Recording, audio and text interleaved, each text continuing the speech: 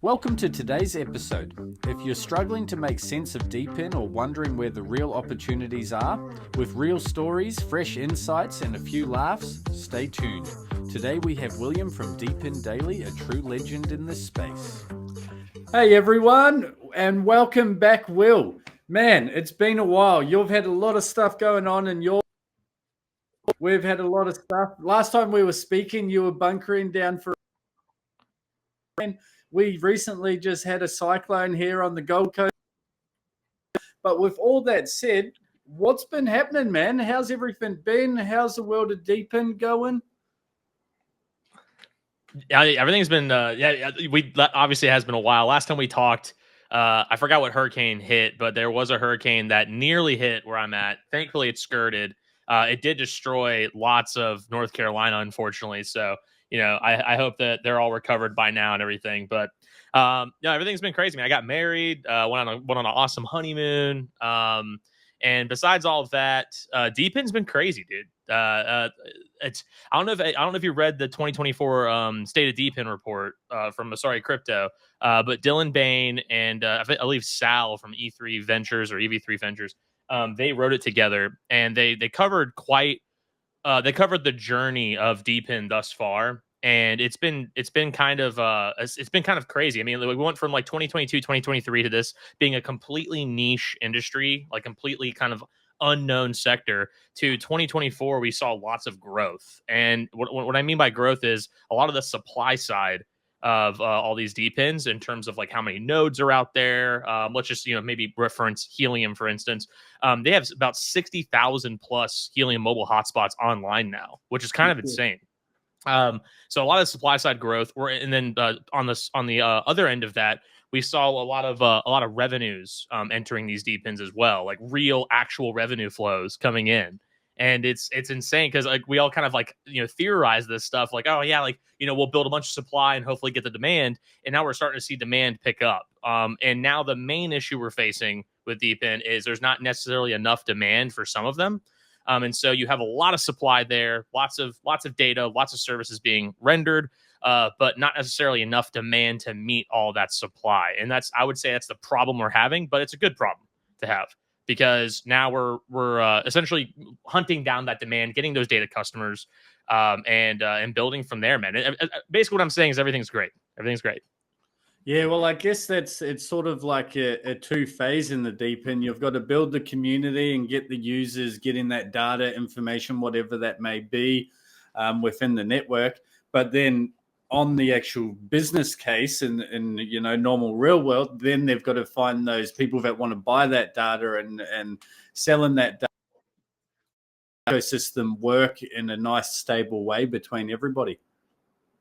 Yeah, that's been a huge issue with a lot of DePINs, and that's kind of why I entered this space, and I wanted to help these DePINs build communities out, and we're seeing that really, we're seeing that focus start to become kind of forefront for a lot of these DePIN organizations and businesses wanting to get involved because a lot of them are technical, and a lot of them are highly technical people. They want to focus on the mission. And the community might not come forefront there, but there's lots of DePINs out there, like Peak, like Daba Network, even Helium. I mean, a lot of the guys that are just like way more community focused now, and it really shows. Like you have a lot more members coming in, you have a lot more nodes coming online, and because of that, you're able to scale much more efficiently, much more quickly. And with that scaling comes more customers, more revenue, and so on and so forth. And you create that little flywheel effect that you've probably seen on Twitter a million times. Yeah. So with that, last time we spoke, I believe Peak wasn't live. And Silencio was waiting on the Peak to open up, and then they were doing their token release from what people had been rewarded. How's everything in there going, mate? Like the Peak and Silencio and stuff like that. I might speak from this with a little bit of bias. I am an ambassador. I just want to disclose I am an ambassador for both Peak and Silencio, so there's a bit of bias on my end. But outside of the bias, in my personal opinion, the launches themselves could have gone a little better, and the teams know that. The teams, especially with Peak's launch, for instance, Peak's mainnet went live in November, and I don't blame them for doing it this way. What Peak's doing is they're kind of taking a slow and steady approach. And the reason they're doing that is to be as legally compliant in their jurisdiction as possible. And they want to make sure they're building the right way. They're not trying to rush into this thing and extract a bunch of liquidity. And Mhm. so they did their token launch. They pushed back the Crest.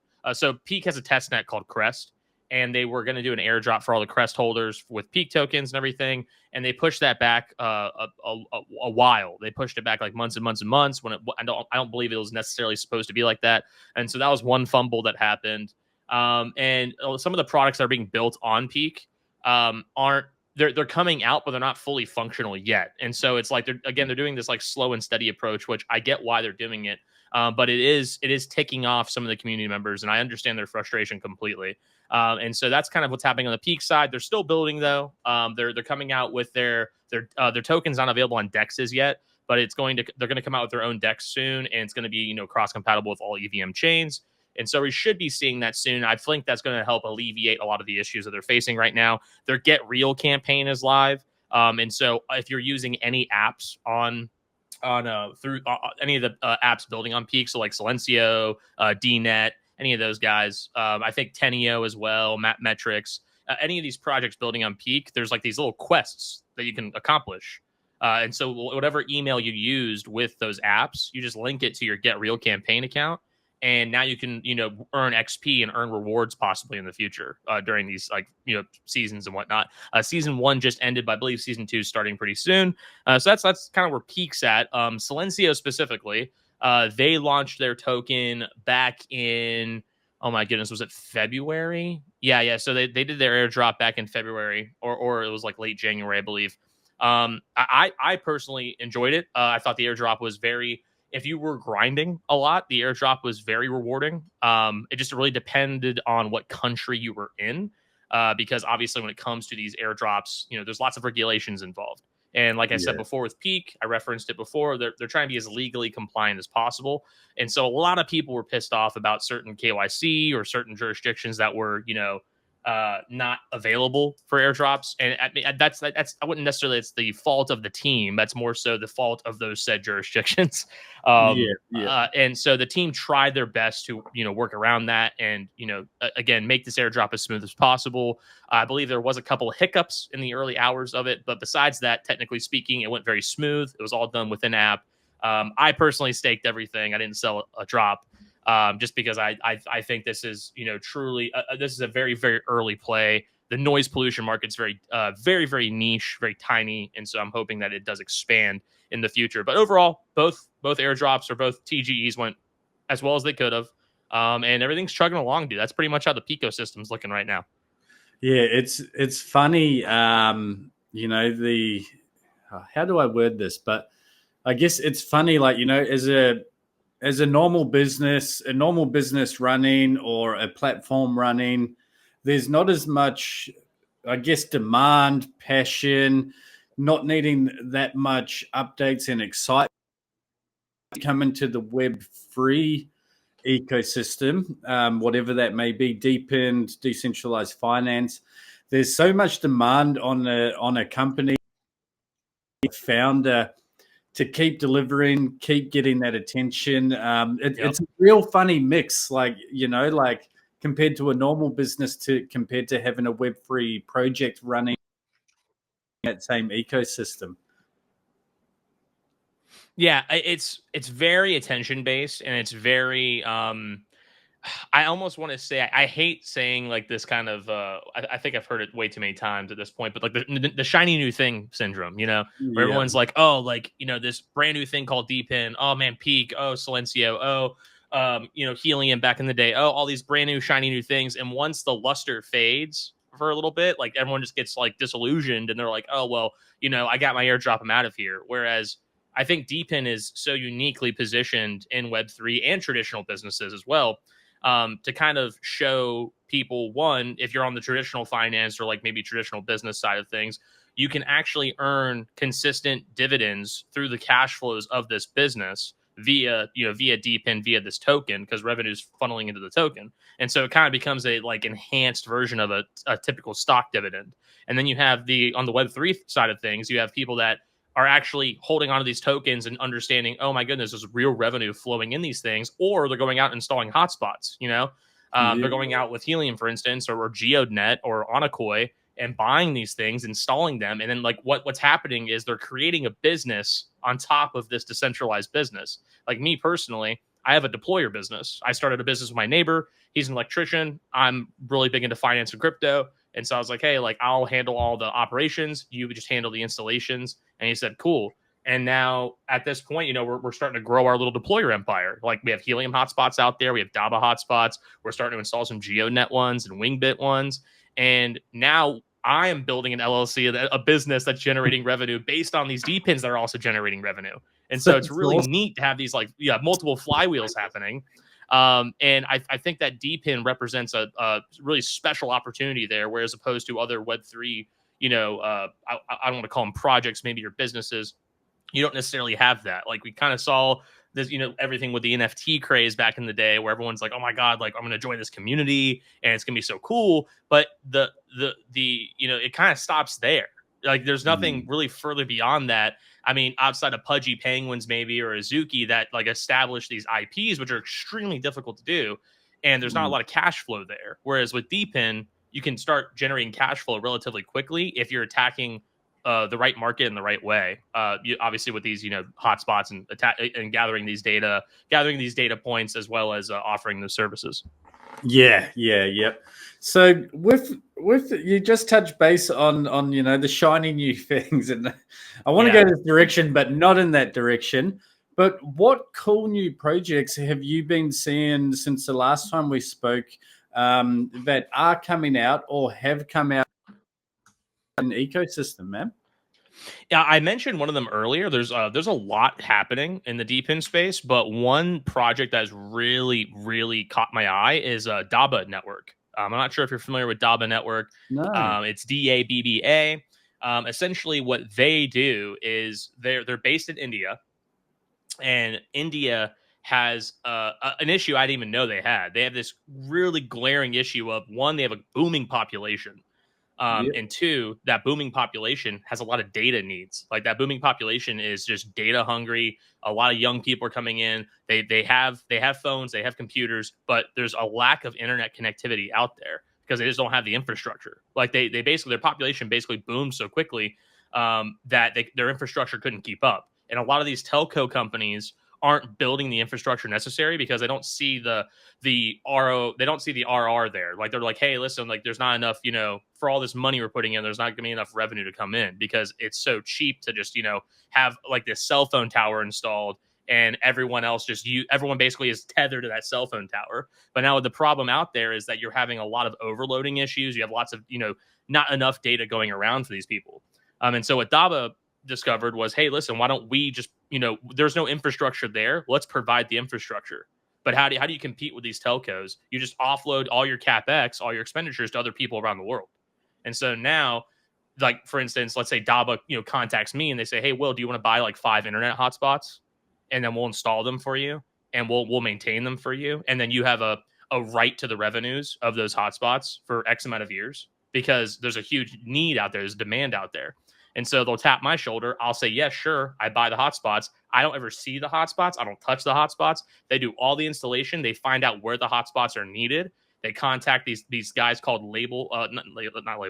local cable operators, LCOs. And they handle all of like the end-to-end internet needs out there. And so one, I'm helping a lot of these citizens, by purchasing this hotspot, get internet access. And those citizens are then paying for access to my hotspot that comes to me through the DBT token, the Daba token. And so it's a really neat DePIN in the sense that it's completely, I wouldn't say it's completely demand based, but it's a DePIN that there is a ton of demand for that there is no supply of currently. And so like the risk reward ratio to me is massive there because I'm like, okay, like this service is already needed. I don't need to establish a market, kind of like what Silencio is doing. Silencio, what they're doing is super neat.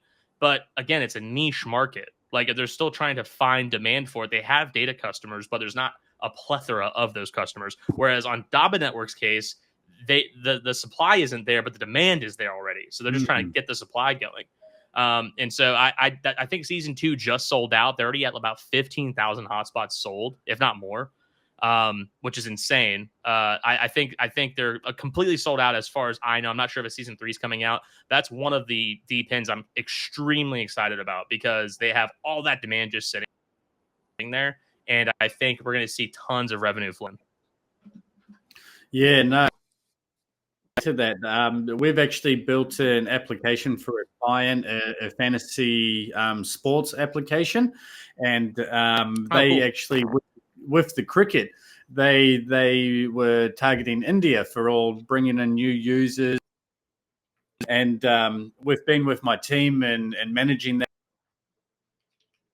of, I think like 80 to 90% of the country uses an Android-based sort of device. So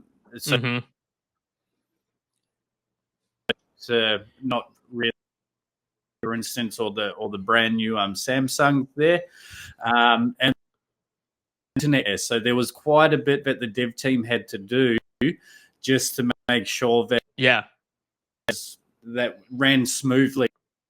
And that's the problem that they're trying to solve. That's the problem that Daba's trying to solve is like, get more internet connectivity out there because you have a population that is in desperate need of it. Yeah. Thus, with the growing demand.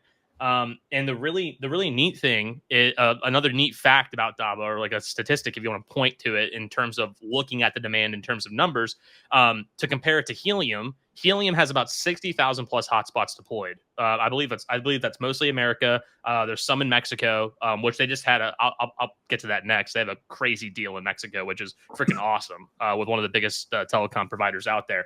But Helium has about 60,000 hotspots deployed, and I think daily those hotspots are processing or consuming about 20 terabytes of data. But Daba only has 4,000 plus hotspots deployed, and they're at about 50 terabytes daily.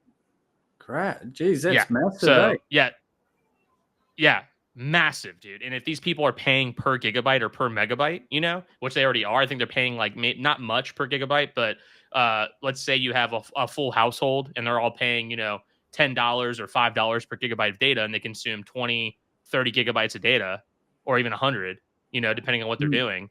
That's a ton of revenue flow for the one who owns that hotspot. And it's all managed for you, which is why I love it. I don't have to touch the thing at all. I just manage it all from a dashboard.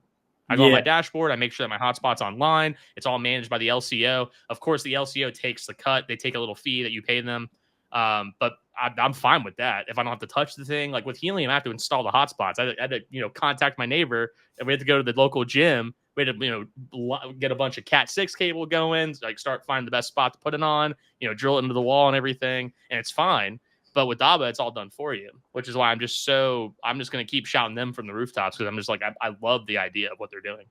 Yeah, they bring in that ease of use for you where, you can invest, you can help grow the network, but you haven't got to do any of the taking care of it on that side. And it's probably best they do, because me or you, we never grew up in India. I actually haven't been south, but I know nothing about it. They know where all these problem areas are and where the best places to start off and start moving around. And it's funny that we're talking about Daba right now, because I just got off a space with them. I'm hosting some Daba spaces with them every week now through Wolf Web3. But they just announced an awesome partnership. They're doing a partnership with WeatherXM, the weather DePIN, one of the big ones, for hyper local weather data. And so what Daba is doing now is they're kind of acting like a layer 0 DePIN in a sense, because you couldn't install a WeatherXM device out there before because you had lack of data. You had lack of internet connectivity. But now Daba is bringing the internet connectivity there. And so you can build other DePINs on top of Daba network now. And they all kind of feed into each other. So it's like pretty neat when you think about it. Like, first off, it's WeatherXM. Next, we get D-Charge, or next we get like a charging DePIN. Next, we get like maybe another Silencio style DePIN or something. And it's like they all build and funnel into Daba, because Daba's building the infrastructure for them. They're the infrastructure layer. Yes. Infrastructure layers. That's where, other projects built on the infrastructure layer do well. The does well as well. So it's a trickle down effect. Yeah, exactly. It all trickles down, just like we see with L1s. We see that with Ethereum. We see that with Solana. The more stuff you have building on Solana, the more stuff you have building on Ethereum, the more value those tokens accrue because you have more transactions happening, so on and so forth. Yeah.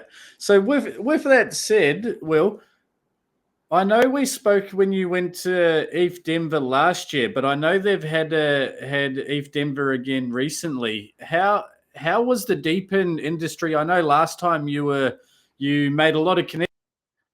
You seen a lot of cool projects and stuff popping off and met quite a few people. How was it this year in the DePIN world of ETH Denver, man? So last year I went to Consensus, not ETH Denver, but I did want to go to ETH Denver. But I will say this is my first time going to ETH Denver this year, and it was fun, man. Honestly, it was a blast. Anyone who can make it out there, I highly recommend because it's a lot more catered to developers and builders. And so if you are in this, if you're building in the space, if you're a developer, if you're a coder, programmer, highly recommend going out there because there's a lot out there for you. On the other hand, with DePINs, at the main event, there wasn't a large DePIN presence. There was a large L1 presence. You had Unichain or Uniswap's new L1. They had a crazy booth. But in terms of DePINs, I think there was only Akash or Akash, however you want to pronounce it. They were there among an other handful. But the side events were where DePIN shined. There's a lot of different side events that happened. There was one in particular I'm just going to shout out called it was by Side Events, SYDE Side Events, called a DePIN Dinner. I actually was the MC for DePIN Dinner. So I was the guy, bringing people on stage, cracking a joke or two, and then, getting more people on stage and everything, switching between panels. So that was really fun, meeting a lot of people there. The biggest thing to take away from these, big conventions or events is that the side events are typically the most important because this main event like Consensus or ETH Denver, it brings all these people together, but then you can really hyper focus on the people you want to meet or connect with or network at the side events because those side events are so particular, and specific. And so like all the DePIN side events that happened, there was a bunch of AI stuff that happened. I met so many people that I've known on Twitter for about, a year or two now. I finally get to put, faces to the name, shake some hands, drink some beers, hang out and, learn more about their projects and really connect with them on like a more intimate level, a deeper level, and really just like, again, learn more about their project. And like, actually it made it feel real in a sense, like I met Brandon. I'm going to shout out Brandon Baker from Conduit Network, as well as Santori from Alki Network. I met both of them and then actually connected both of them at the event. So like, they had no idea who each other were, and they had maybe they knew each other in crossing or in passing on Twitter. But then they're like, "Oh, dude, you're Alki Network. Oh, dude, you're Conduit Network. We know each other. Cool." And they started shaking hands and talking. And then before you know it, I'm seeing a bunch of synergies start flying everywhere. And then they just look at each other and go, "We should talk later. Here's my Telegram." And they both look at me and they say, "Dude, thank you for connecting us." And I'm like, no, of course, dude. This is why I love events like this. And now I'm getting DePINs to, create some deep energy, I call it. DePIN synergy. I love it. Just by, meeting people and shaking hands. That's what those events are all about. Yeah.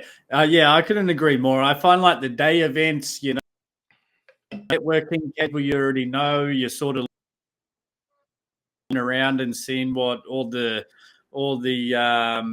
booths are doing and what they're trying to do.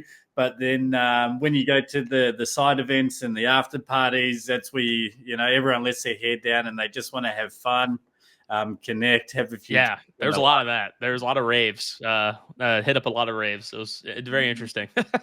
Awesome, man. So I guess just before we finish up, Will, I'd love to touch base on what is DePIN Happy Hour, man. Oh my goodness. DePIN Happy Hour is a thing that me and four other guys that are really big into DePIN, we kind of got together randomly one night.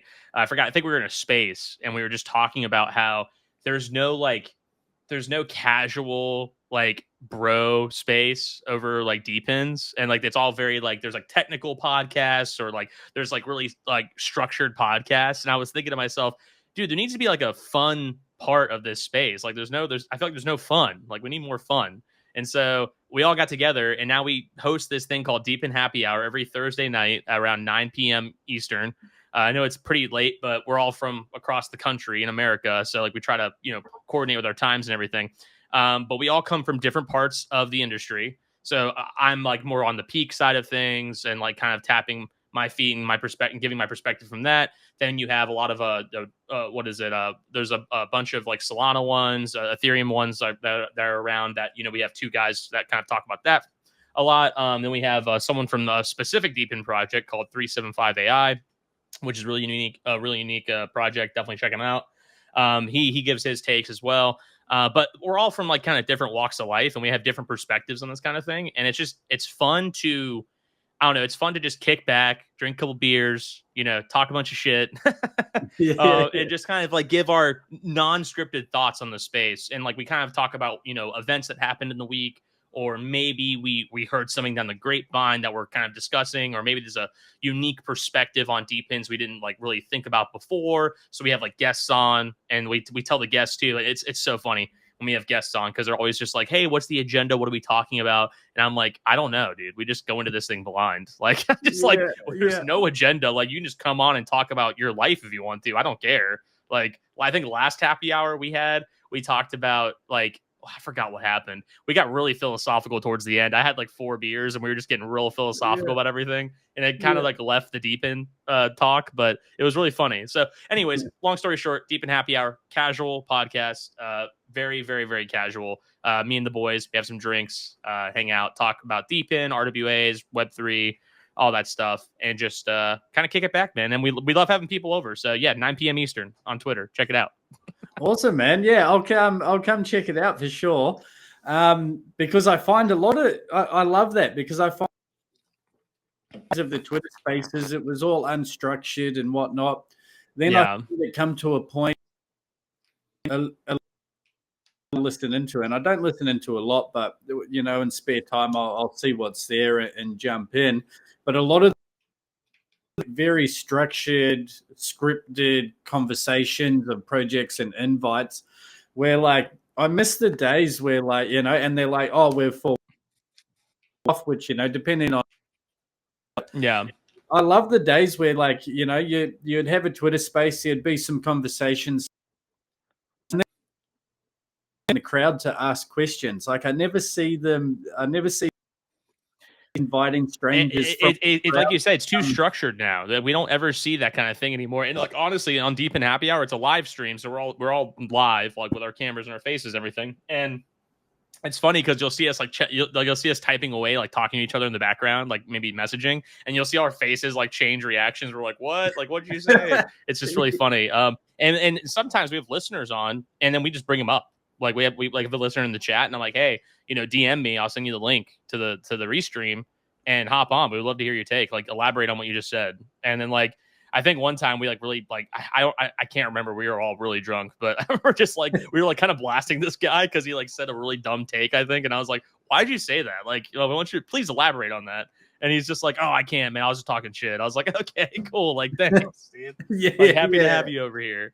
But you're right, dude. It's just we need more fun, and that's kind of why I'm really happy to be in this industry, because I feel like I call myself a monkey brain sometimes. I'm like, I feel like I'm an idiot sometimes, and I can talk to the idiots very well, and so I can take these really complex topics and make them interesting to the idiots, and so the idiots go, oh my god, like I get that, like thank you so much. And so I'm happy to be doing that for something I truly love, which is creating passive income flows for people and giving them as much information as possible and saying, hey, like, listen, you don't have to work your 9 to 5, sure, but you don't have to be, subjugated to it. You don't have to be like enslaved to this idea that I have to, work 40 to 60 hours a week for the rest of my life. It's like, no.